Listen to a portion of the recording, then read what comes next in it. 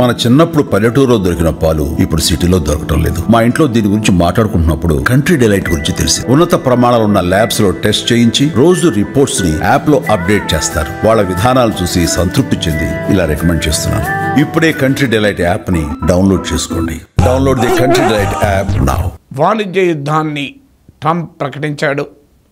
ఎప్పటి నుంచో చెప్తున్నాడు, tariff tariff tariff, the most beautiful word in the dictionary, I love tariff అని చెప్పాడు.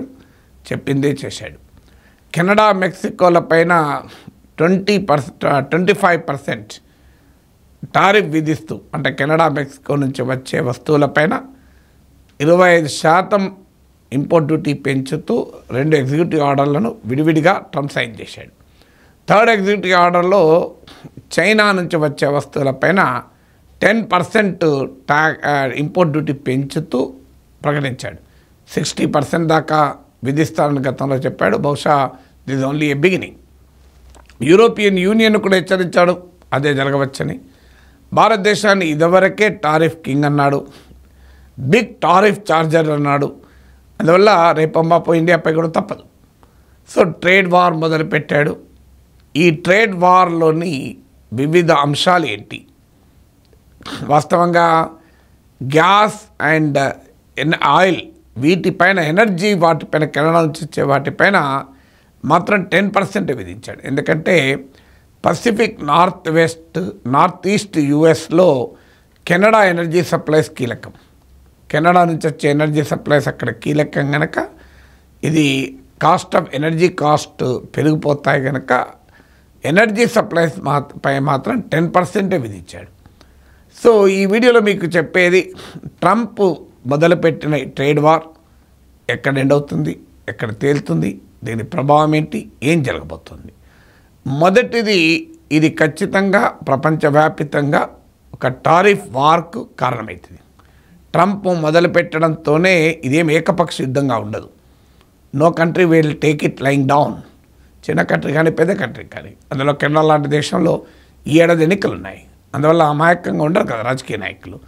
అందువల్ల ఇతర దేశాలకు కూడా రిటాలియేట్ చేస్తాయి. ఇదొక విషియస్ సైకిల్ని క్రియేట్ చేస్తుంది. అంటే ఒక దేశం మరో దేశం, మరో దేశం ఇంకో దేశం, ఇలా ఫ్రీ ట్రేడ్ పోయి ఎకనామిక్ సర్వేలో చెప్పినట్లు the world will see a global trade war, tariff war, a geo economic fragmentation చూస్తుంది. అందువల్ల జరగబోతున్న పరిణామం ప్రపంచవ్యాప్తంగా ఫ్రీ ట్రేడ్, గ్లోబలైజేషన్కు ఛాలెంజెస్ ఏర్పడతాయి. ఆల్రెడీ కెనడా ప్రకటించింది, మేము $106 బిలియన్, $106 బిలియన్ విలువ గల అమెరికా వస్తువులపైన 25%, అంటే ట్రంప్ ఎంత విధించాడో అంతే విధిస్తూ Canada prime minister Justin Trudeau ప్రకటించాడు. 106 అమెరికన్ బిలియన్, అంటే 10,600 కోట్ల అమెరికన్ బిలియన్ డాలర్లకు ఈక్వలెంట్. చదువుతోనే సమాజంలో మార్పు సాధ్యమని నమ్మిన వ్యక్తి, మారుమూల గ్రామంలో పుట్టి వేలాది మందిని మేధావులుగా తీర్చిదిద్దిన విద్యావేత్త, మనలో ఒక్కడు మల్క కొమురయ్యకు టీచర్స్ ఎమ్మెల్సీ ఎన్నికల్లో మొదటి ప్రాధాన్యతగా ఓటేద్దాం, గెలిపిద్దాం. అలాగే మెక్సికో ప్రకటించింది తమ దేశం కూడా అమెరికా వస్తువులపైన 25% ట్యాక్స్ విధిస్తామని. చైనా వరల్డ్ ట్రేడ్ ఆర్గనైజేషన్కు కంప్లైంట్ చేస్తామని ప్రకటించింది. ఖచ్చితంగా చైనా రిటాలియేట్ చేస్తుంది. గత చరిత్ర కూడా అదే. అందువల్ల ఫస్ట్ డైమెన్షన్ ఏంటంటే, this will not be a unilateral war. Trump batting చేస్తాడు, మిగతా వాళ్ళంతా ట్రంప్ కొట్టిన బాల్లను పట్టుకుంటూ ఫీల్డ్ అంతా తిరగరు. వాళ్ళు కూడా మామూలు బౌలింగ్ ఉండదు, మామూలు బ్యాటింగ్ ఉండదు. So the world will see a global trade war, intensified global trade war. The signals are very clear. ఇక రెండవది, పోనీయండి, will it make America great again? నిజంగానే ట్రంప్ చెప్తున్నట్టు అమెరికా గ్రేట్ అవుతుందా? అమెరికన్ ఎకానమీ పైన ఏ రకమైన ప్రభావం ఉండదా? ఈ tariff war is more political than economic. వాస్తవంగా అమెరికన్ ఎకనామిక్ ఇంట్రెస్ట్లతో చేస్తున్న పని కన్నా ట్రంప్ పొలిటికల్ ఇంట్రెస్ట్లతో చేస్తున్న పనిది. ఎందుకంటే ఆయన white racist nationalist American ultra nationalist American ఓటర్లపైన ఆధారపడ్డాడు. వాళ్ళను సంతృప్తిపరచటానికి వేస్తున్న విన్యాసాలు ఇవి. ఎందుకు ఈ మాట చెప్తున్నా అంటే నిజమే, America is a very big importing nation. చాలా హ్యూజ్ డెఫిసిట్ ఉంది అమెరికాకు, కాదన్న వలనడు. ఎందుకంటే అమెరికాకు 2022లో మీకు కనుక చూస్తే $952 బిలియన్ ట్రేడ్ డెఫిసిట్ అమెరికాకు. ఇక 2023లో $773 బిలియన్. ఇందులో హయ్యెస్ట్ డెఫిసిట్ చైనాతో ఉంది. ఎందుకంటే అమెరికాకు అతిపెద్ద ట్రేడింగ్ పార్ట్నర్ చైనా. మన దేశంతో ఉన్న డెఫిసిట్ చాలా తక్కువ. అంటే 2023-24 ఫైనాన్షియల్ ఇయర్లో ఇండియాతో డెఫిసిట్ అమెరికాకు కేవలం $35 బిలియన్. డెఫిసిట్ అంటే ఏంటి? America imports more and exports less. America imports more from the world and exports less. కారణం ఏంటంటే America as it's currency dollar. America డాలర్లు ప్రింట్ చేసి ఇచ్చేస్తే సరిపోతుంది. మనం అంటే డాలర్ సంపాదించుకోవాలి, ఎక్స్పోర్ట్ చేయాలి, కష్టపడాలి, డాలర్ సంపాదించుకోవాలి. అమెరికాకి ఏముంది? ఈ ఎన్నన్నా దిగుమతి చేసుకొని వాటి డబ్బులు కావాలంటే డాలర్ ప్రింట్ చేసి ఇచ్చేస్తారు. దానికి క్వాంటిటేటివ్ ఈజింగ్ అని, ఈజీ మనీ పాలసీ అని రకరకాల పేర్లు చెప్తూ చేస్తూ వచ్చారు. అందువల్ల America is a very big importing country. మరి పోనీ ఇప్పుడు ట్రంప్ విధిస్తున్న ఈ టారిఫ్స్ వల్ల ఇంపోర్ట్ తగ్గుతాయా? ఇంపోర్ట్స్ తగ్గి నిజంగానే అమెరికన్ ట్రేడ్ డెఫిసిట్ ఏమైనా మారుతుందా? ఎందుకంటే ఇది ఏకపక్ష వారుగా ఉండదు కనుక అమెరికా టారిఫ్స్ విధిస్తే చైనా విధిస్తుంది, మెక్సికో విధిస్తుంది, కెనడా విధిస్తుంది, ఇండియా కూడా విధిస్తుంది. ఇప్పుడు ఇండియా ట్రంప్ను కాస్త మురిపించేందుకు లేటెస్ట్ బడ్జెట్లో మనకు కొంత relaxation, Harley Davidson motor cycles నుంచి మొదలుకొని అమెరికన్ కార్లకు కూడా కాస్త ఉపశమనం కలిగించే రీతిలో బడ్జెట్లో రాయితీలు ఇచ్చారు. కానీ ట్రంప్ దీంతో చెందుతాడా? ట్రంప్ అనివార్యంగా దీని మీద అటాక్ మొదలు పెడతాడు. అందుకే ఇప్పుడు అమెరికన్ ఈ ఆల్రెడీ ట్రంప్ ఫస్ట్ లేడీ అని అంటారు, ప్రెసిడెంట్ వైఫ్ను. ఇప్పుడు ప్రెసిడెంట్ ఫ్రెండ్ను ఫస్ట్ ఫ్రెండ్ అంటున్నారు.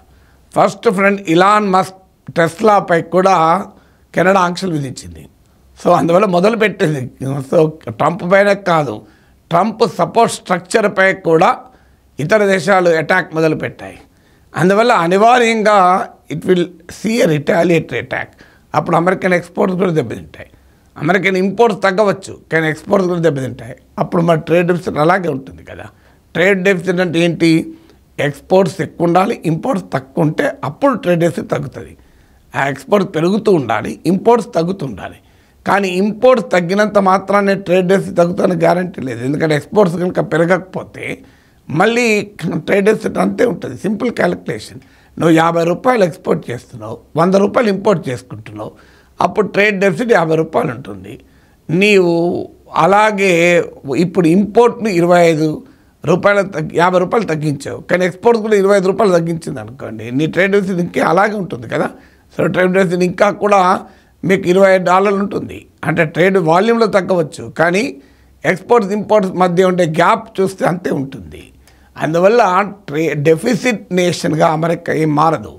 అందువల్ల ఇది రిటాలియేటరీ అటాక్ చూస్తుంది కనుక గ్లోబల్ ట్రేడ్ డిస్రప్ట్ చేస్తుంది, గ్లోబల్ అవుట్పుట్ డిస్రప్ట్ చేస్తుంది, అమెరికన్ ఎక్స్పోర్ట్స్ని దెబ్బతీస్తుంది. ఓవరాల్గా అమెరికన్ ఎకానమీకి కూడా ఇది మేలు చేయదు. ఇక ఇది మనకు క్లియర్గా స్పష్టంగా అవుతుంది. ఇక మూడవది, నిజంగానే మరి ఇది అమెరికన్ పీపుల్కి మేలు చేస్తుందా?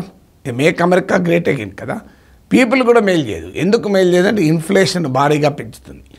ఆల్రెడీ ఇమ్మిగ్రేషన్ పైన ట్రంప్ ప్రకటించిన వార్ వల్ల ఆల్రెడీ చీప్ వర్క్ ఫోర్స్ లేకుండా పోతుంది అమెరికన్ కంపెనీలకు. ఇప్పుడు ఈవెన్ H-1B వీసాలపైన కూడా make America great again lobby పడుతోంది. అదే జరిగితే అమెరికన్ కంపెనీస్కు చీప్ వర్క్ ఫోర్స్ లేకుండా పోతుంది. దాంతో ప్రొడక్షన్ కాస్ట్ పెరిగిపోతుంది. ప్రొడక్షన్ కాస్ట్ పెరిగితే ధరలు పెరుగుతాయి. అలాగే ఇంపోర్ట్ డ్యూటీస్ పెరిగితే ధరలు పెరుగుతాయి. ఈ రెండే కాదు, మీకు కాస్ట్ ప్లస్ పుష్ ఇన్ఫ్లేషన్ అంటారు. అంటే ఒకవైపు ఏమో మీకు లేబర్ కాస్ట్ పెరిగిపోతుంది, అలాగే ఇంపోర్ట్ వస్తువుల వల్ల కాస్ట్ పెరుగుతుంది. మీకు దానికి తోడు ప్రభుత్వము ఇన్ఫ్లేషన్ తగ్గించడానికి ఇంట్రెస్ట్ రేట్ను పెంచుతుంది. అప్పుడు ప్రొడక్షన్ కాస్ట్ కూడా పెరుగుతుంది.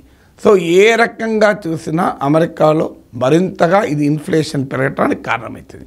ఇది గమనించిన ట్రంప్ ఆల్రెడీ చెప్పాడు కూడా, ఈ టారిఫ్లను ప్రకటిస్తూ కొంత పెయిన్ కూడా ఉండొచ్చు, ఉండకపోవచ్చు అంటూ తన సోషల్ మీడియా అకౌంట్లో పోస్ట్ చేశాడు. You may have pain, may not have pain, కానీ తప్పదు to make America great again, ఈ పెయిన్ భరించాల్సిందే అంటూ అమెరికన్ ప్రజలకు విజ్ఞప్తి చేశాడు. అందువల్ల ఇది అమెరికాలో ఆల్రెడీ ఉన్న ఇన్ఫ్లేషన్ ప్రాబ్లం. ఏ ఇన్ఫ్లేషన్ను చూపైతే ప్రెసిడెంట్గా ట్రంప్ ఎలక్ట్ అయ్యాడు, ఏ ఇన్ఫ్లేషన్ను తగ్గిస్తానని ట్రంప్ హామీ ఇచ్చాడు, ట్రంప్ మొదలుపెట్టిన ట్రేడ్ వార్ ఖచ్చితంగా అమెరికాలో ఇన్ఫ్లేషన్ పెంచుతుంది. 4వది, అమెరికాలో ఎప్పుడైతే ఇన్ఫ్లేషన్ పెరుగుతుందో ఫెడరల్ రిజర్వ్ ఇంట్రెస్ట్ రేట్స్ పెంచుతుంది. ఎందుకంటే మానిటరీ థియరీ ప్రకారం ఇన్ఫ్లేషన్ అంటే ఏంటిది? Text book definition, too much money chasing two little goods. అంటే వస్తువులు సేవల పరిమాణం కన్నా ఒక ఎకానమీలో నగదు పరిమాణం ఎక్కువ ఉంటే, డబ్బు పరిమాణం ఎక్కువ ఉంటే దాన్ని ఇన్ఫ్లేషన్ అంటారు.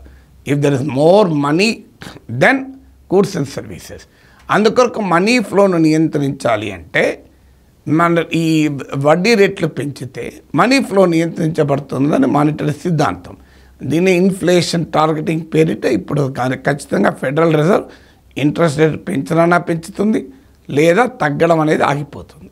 దానివల్ల ఫారిన్ ఇన్స్టిట్యూషనల్ ఇన్వెస్ట్మెంట్స్ భారతదేశంతో సహా ఎమర్జింగ్ ఎకానమీస్ నుంచి వచ్చి అమెరికాలో చేరుతుంటాయి. దీనివల్ల ప్రపంచవ్యాప్తంగా కరెన్సీ విలువలు పడిపోతాయి. ఇప్పుడు ఆల్రెడీ భారతదేశ కరెన్సీ విలువ రూపాయి $80కి 87కు పడిపోయింది. ఇలా చైనా కరెన్సీ వాల్యూ పడిపోయింది, ఏషియన్ కరెన్సీ పడిపోయింది. గ్లోబల్గా కూడా కరెన్సీలు వాల్యూ పడిపోతుంటుంది. సో ఇది మళ్ళీ గ్లోబల్ ఎకానమీని డిస్టర్బ్ చేస్తుంది. ఇప్పుడు చైనా కరెన్సీ వాల్యూ పడిపోయింది అనుకో, Chinese exports will become cheaper. India లాంటి వాటి కష్టం రూపాయి విలువ పడిపోతే, చైనా కష్టం కాదు లాభం. ఏ చైనానైతే పనిష్ చేయాలని ట్రంప్ ఆశపడుతున్నాడు, ఆ చైనాకి అది బొనాంజా. ఎందుకంటే China is a very big exporting nation. అందువల్ల చైనా కరెన్సీ చీప్ అయితే ఎక్స్పోర్ట్స్ చీప్ అయి చైనాకు పెద్ద ఎత్తున ట్రేడ్ భూమి అయిపోతుంది. అంటే ట్రంప్ ఆశించిన చైనాని కట్టడి కాకపోగా చైనా బలపడటానికి ఇది దోహదం చేస్తుంది. ఇది 4వ పరిణామం. ఇక 5వ పరిణామం ఏంటి? ఖచ్చితంగా చైనా లాంటి దేశాలు మరింత అగ్రెసివ్గా గ్లోబల్ ట్రేడ్ జరుపుతుంది. ఎందుకంటే China is an export nation, it can't survive without exporting. అందువల్ల ఏం జరుగుతుంది? అనివార్యంగా ఇప్పుడు నేను ఇంతకుముందు చెప్పినట్లు చైనా కరెన్సీ వాల్యూ తగ్గడం వల్ల వాళ్ళ ఎక్స్పోర్ట్ చీప్ అయి ప్రపంచంలో ఇతర దేశాల ఎగుమతులను దెబ్బతీస్తాయి, ఇండియా లాంటి దేశాల ఎగుమతులు. ఎందుకంటే అవి కాంపిటేటివ్గా మనం ఉండలేము. అలాగే చైనాది స్కేల్ ఆఫ్ ప్రొడక్షన్ ఎక్కువ, ఎందుకంటే వాళ్ళ ప్రపంచం అంతా వాళ్ళ మార్కెట్. ఆ స్కేల్ ఆఫ్ ఎకానమీస్ వల్ల కూడా చైనీస్ ఎక్స్పోర్ట్ చీప్ అవుతాయి. దాంతోపాటు చైనా ప్రభుత్వం గతంలో కూడా అనుసరించిన విధానం ఏంటంటే డెలిబరేట్గా తన కరెన్సీ విలువను తగ్గించింది. దీన్ని కరెన్సీ వార్ అంటారు. ఇప్పుడు కూడా చైనా పనిచేసింది అనుకోండి, ఇంకా చైనీస్ ఎక్స్పోర్ట్ చీప్ అయితే, ఇది కాక తమ వస్తువులను తీసుకొచ్చి డంపింగ్ చేస్తారు. ఇప్పుడు ఇండియన్ స్టీల్ మార్కెట్లో చైనీస్ స్టీల్ భారీగా ఒకప్పుడు డంప్ చేశారు. దీనివల్ల చైనాతో పోటీ పడలేక ప్రపంచంలోని ఇతర దేశాల ట్రేడ్ అనేది దెబ్బతినే ప్రమాదం ఉంటుంది. ఇది 5వది. 6వది, న్యూ ట్రేడ్ బ్లాక్స్ ఏర్పడతాయి. దీన్నే జియో ఎకనామిక్ ఫ్రాగ్మెంటేషన్ అంటారు. జియో పొలిటికల్ టెన్షన్స్ పెరుగుతాయి. ఇది ఎకనామిక్ సర్వే కూడా వార్న్ చేసింది, లేటెస్ట్ ఎకనామిక్ సర్వే. ఏంటి జియో ఎకనామిక్ ఫ్రాగ్మెంటేషన్స్ అంటే? అమెరికా ఇప్పటిదాకా చెప్పింది, America was the high priest of globalisation, free trade, గ్లోబలైజేషన్కు అమెరికాను మించిన పురోహితులు లేడు. ఇప్పుడు అమెరికా ఏమంటుంది? నేను గిరిగీసుకొని ఉంటాను, నా లోపలికి ఎవరు రావద్దు అంటున్నారు. అప్పుడు ఏమవుతుంది? Already Canada prime minister Mexico ప్రెసిడెంట్తో మాట్లాడాడు. సో కొత్త ఈక్వేషన్ మొదలైంది. కెనడా ప్రైమ్ మినిస్టర్ హెచ్చరించాడు, ఇప్పటిదాకా మీతో మేము అన్నిట్లో ఉన్నాం, సెకండ్ వరల్డ్ వార్లో ఉన్నాం, కొరియన్ వార్లో ఉన్నాం, ఆఫ్ఘాన్ వార్లో ఉన్నాం, అన్నిట్లో కలిసి ఉన్నాం, ఇప్పుడు మీరు ఇలా బిహేవ్ చేస్తే ఎట్లా అని అమెరికాను ఉద్దేశించి హెచ్చరించాడు. అందువల్ల ఖచ్చితంగా America will become more isolated. Canada, Mexico లాంటి మిత్ర దేశాల్లో కూడా యాంటీ అమెరికన్ సెంటిమెంట్ పెరుగుతుంది. ఇది ప్రపంచవ్యాప్తంగా అమెరికా వ్యతిరేక శక్తుల్ని బలోపేతం చేస్తుంది. ఇప్పుడు ఉదాహరణకు యూరోపియన్ యూనియన్పై కూడా ట్రంప్ ఇలాంటి టారిఫ్స్ పెంచుతామంటున్నాడు. ఇప్పటికే యూరప్కు చైనాకు మధ్య రోబస్ట్ ట్రేడ్ రిలేషన్స్ ఉన్నాయి. ఇప్పుడు ట్రంప్ చేసే పని వల్ల ఖచ్చితంగా చైనాకు యూరప్ మరింత దగ్గర అవుతుంది. ఇది ఎకానమిక్ రిలేషన్స్తో మాత్రమే ఆగదు, ట్రేడ్ రిలేషన్స్తో మాత్రమే ఆగదు. అనివార్యంగా trade and economic relations political relations కూడా ఇన్ఫ్లుయెన్స్ చేస్తుంది. ఇవాళ ఇండియాకు చైనాకు ఉన్న బలమైన ట్రేడ్ వల్ల మీరు గమనించండి, పొలిటికల్ టెన్షన్స్. ఇది ఏ ప్రభుత్వం అయితే యాంటీ చైనా గురించి ఇంత మాట్లాడిందో మోడీ ప్రభుత్వం, ఇప్పుడు జయశంకర్ చైనాకి వెళ్ళాడు, మన ఫారిన్ మినిస్టర్ ఫారిన్ సెక్రటరీ చైనాకి వెళ్ళాడు. మామూలుగా లేదు చైనాతో దోస్తాని. సో చైనా పైన బార్డర్ అగ్రిమెంట్ కుదుర్చుకున్నారు. ఇప్పుడు చైనా వారికి ఇటీవల మన ఫారిన్ సెక్రటరీ వెళ్ళినప్పుడు వీసాలు చాలా లిబరల్గా ఇస్తాం చైనా వాళ్ళకు అని మొదలుపెట్టాడు. ఎందుకు? The Indian government is also realising America రానివ్వడం లేదు. మరి ఇండియా ఎక్కడ ఎక్స్పోర్ట్ చేయాలి? ఇండియన్ ఎక్స్పోర్ట్స్లో 18% అమెరికాకు, మరి 18% ఇండియన్ టోటల్ ఎక్స్పోర్ట్స్లో 18% అమెరికాకు. ముఖ్యంగా సాఫ్ట్వేర్ రంగాల్లో అయితే 70-80% అమెరికాకు. So India has to see new markets. అనివార్యంగా కొత్త మార్కెట్లు వెతుక్కోవాలి. ఆ క్రమంలో కొత్త పొలిటికల్ ఈక్వేషన్స్ వస్తాయి. అందువల్ల ఈ ట్రేడ్ వార్ వల్ల జియో ఎకనామిక్ ఫ్రాగ్మెంటేషన్ పెరుగుతుంది, జియో పొలిటికల్ రీఅలైన్మెంట్లు జరుగుతాయి. ఇదే ట్రేడ్ వార్ ఇలాగే కంటిన్యూ అయితే ఖచ్చితంగా జియో పొలిటికల్ రీఅలైన్మెంట్లు కూడా పెరుగుతాయి. ఇక 7వది గ్లోబల్ ఎకానమీ దెబ్బతింటుంది. ఆల్రెడీ 3.3% కూడా లేదు గ్లోబల్ ఎకానమీ. ఒకవైపు ట్రేడ్ వార్స్, ఒకవైపు క్యాపిటల్ అవుట్ఫ్లోస్, ఒకవైపు కరెన్సీ వాల్యూస్ పడిపోవడం, కంప్లీట్గా గ్లోబల్ ఎకానమీ డిస్రప్ట్ అయిపోతుంది. మీకు ఇవాళ డాలర్తో పోలిస్తే దాదాపు అన్ని దేశాల కరెన్సీలు పడిపోయాయి. ఏషియన్ కరెన్సీస్ అన్ని దేశాల కరెన్సీలు పడిపోయాయి. డాలర్ ఇండెక్స్ పెరిగింది. ఎందువల్ల ఇప్పుడు డాలర్తో 6 ప్రధానమైన కరెన్సీలతో పోలిస్తే $6 పెరిగింది ధర. సో అందువల్ల ఖచ్చితంగా ట్రేడ్ డిస్రప్షన్ అవుతుంది, కరెన్సీ వాల్యూస్లో పెద్ద ఎత్తున హెచ్చు తగులుతాయి, స్టాక్ మార్కెట్స్ వోలటైల్ అయిపోతాయి. మీరు ఇండియన్ స్టాక్ మార్కెట్లో చూస్తున్నాం. సో ఈ ఎకనామిక్ డిస్రప్షన్ అనేది గ్లోబల్ అవుట్పుట్ దెబ్బతీస్తుంది. గ్లోబల్ అవుట్పుట్ను దెబ్బతీసినప్పుడు ఆటోమేటిక్గా అన్ని దేశాలు ఎఫెక్ట్ అవుతాయి, ఒక అమెరికాన్ ఎఫెక్ట్ కాదు, it will effect every country. అందువల్ల ట్రంప్ మొదలుపెట్టిన ఈ వాణిజ్య యుద్ధం it will organise the global political and economic map. 8వది అమెరికా లీడర్షిప్ను సీరియస్గా ప్రశ్నిస్తుంది. ఇప్పటిదాకా ప్రపంచ రాజకీయాలపైన, ప్రపంచంలో ఒక వరల్డ్ ఆర్డర్ పైన అమెరికా తిరుగులేని ఆధిపత్యాన్ని కలిగింది. అయితే ఇప్పటికిప్పుడు ట్రంప్ ఏం ఐసోలేషన్ పాలిటిక్స్ చేస్తాడని కాదు, ఖచ్చితంగా ట్రంప్ అవసరమైన రీతిలో మాన్యువరింగ్ చేస్తాడు. మీరు గమనించండి, మెక్సికో కెనడా పైన 25%తో మొదలుపెట్టాడు, చైనా పైన 10%తోనే మొదలుపెట్టాడు. మీరు చూడండి, ఇదే ట్రంప్. అదే సమయంలో కెనడా నుంచి వచ్చే ఎనర్జీ సప్లైస్ పైన 10% అన్నాడు. అందువల్ల ట్రంప్ ట్రేడ్ వార్ కూడా ఆల్ అవుట్ ఉండదు, క్యాలిక్యులేటెడ్గా ఉంటుంది. అమెరికాకు ఉపయోగపడే రీతిలోనే ఈ ట్రేడ్ వార్ నడుపుతాడు తప్ప మొండిగా ట్రంప్ నడుపుతాడనుకోవడం పొరపాటు. కానీ ఖచ్చితంగా ఎంతో కొంత వరల్డ్ ఆర్డర్ పైన అమెరికా గ్రిప్ పడిపోతుంది. దానివల్ల ఏమవుతుంది? మల్టీపోలారిటీ పెరుగుతుంది. ఇప్పటికే ఆర్టిఫిషియల్ ఇంటెలిజెన్స్ పైన తన మానోపలి దెబ్బతిని అమెరికా గగ్గోలు పెడుతోంది. ఎలక్ట్రిక్ వెహికల్స్ పైన తన మానోపలి దెబ్బతిని గగ్గోలు పెడుతోంది. న్యూక్లియర్ ఫ్యూజన్ టెక్నాలజీ పైన తన మానోపలి లేదని గగ్గోలు పెడుతోంది. ఇప్పుడు అమెరికా వరల్డ్ ఆర్డర్ నాయకత్వం ఎప్పుడైతే పోతుందో కొత్త బ్లాక్స్ ఎమర్జ్ అవుతాయి. Already Russia, China, Iran, North Korea ఏకమవుతున్నాయి. ఉక్రెయిన్ వార్ కోసం రష్యాకి ఇరాన్ ఆయుధాలు సప్లై చేస్తుంది, నార్త్ కొరియా ఆయుధాలు సప్లై చేస్తుంది. చైనా, రష్యా అయితే లిమిట్లెస్ ఫ్రెండ్షిప్ అంటోంది. అమెరికాకు క్లయింట్ దేశంగా ఉన్న పాకిస్తాన్ కూడా ఈ కూటమిలో చేరుతోంది. సో అందువల్ల this is creating new alignment. Europe కొత్త తమకు సెక్యూరిటీ కావాలని అమెరికాతో డీకప్లింగ్ చేసుకుంటుందా, నాటోతో ఉండకుండా సొంత సెక్యూరిటీ ఏర్పాటు చేసుకుంటుందా చూస్తున్నారు. సో అందువల్ల American leadership on the world order దెబ్బతీసి కొత్త రకమైన రీఅలైన్మెంట్లకు ఇది కారణమవుతుంది. అందువల్ల this is going to have a big disrupt impact. అంటే ట్రంప్ ఎంత చేస్తాడు, మొదలు పెట్టాడు హడావుడి, కానీ ఇది ఎక్కడి దాకా నడిపిస్తాడు అనేది we'll have to really wait and see. ఖచ్చితంగా ఇలాగే చేస్తాడు ట్రంప్ అని మనం చెప్పలేం. 9వది ప్రపంచవ్యాప్తంగా ఎనర్జీ ప్రైసెస్ను ఇది ఎలా ప్రభావితం చేస్తుంది. ఎందుకంటే డాలర్ ధర పెరిగితే ఆటోమేటిక్గా గ్లోబల్ ఎనర్జీ ప్రైసెస్ పెరిగే ప్రమాదం ఉంటుంది. ఇప్పుడు ఆల్రెడీ ఎనర్జీ ప్రైస్ $80 దాటింది. అయితే ట్రంప్ సౌదీ అరేబియాని అడుగుతున్నాడు, మీరు ఎనర్జీ ప్రైస్ తగ్గించండి, ఎనర్జీ ప్రొడక్షన్ పెంచండి, పెంచితే రష్యా ఉక్రెయిన్ వార్ ఆపుతుంది అనేది ట్రంప్ థీరీ. కానీ ఇప్పటికీ ఆ సౌదీ అరేబియా ట్రంప్కు మరి ఎంత వింటుంది, ఎంత తగ్గిస్తుంది ఆయిల్ ప్రైస్ చెప్పలేం. కానీ ఈలోగా డాలర్ స్ట్రెంథన్ అవుతున్న కొద్దీ ఆయిల్ ట్రేడ్ ప్రధానంగా డాలర్లో జరుగుతుంది. కొంత ప్రయత్నం జరుగుతోంది భారతదేశం రష్యాతోనూ ఇరాన్తోనూ ఇలా రకరకాల దేశాలతో ఆ లోకల్ కరెన్సీలో ఆయిల్ ట్రేడ్ జరపాలని చూస్తుంది. చైనా సౌదీ అరేబియాతో లోకల్ కరెన్సీలో ట్రేడ్ జరపాలని చూసింది. కానీ ప్రపంచంలో ఎక్కడ డాలరేతర రూపాల్లో ట్రేడ్ జరపాలని చూసినా డీడాలరైజేషన్ సహించేది లేదు, ఇంకా ఎక్కువ టారిఫ్స్ విధిస్తామంటూ ట్రంప్ బెదిరిస్తూ వచ్చాడు.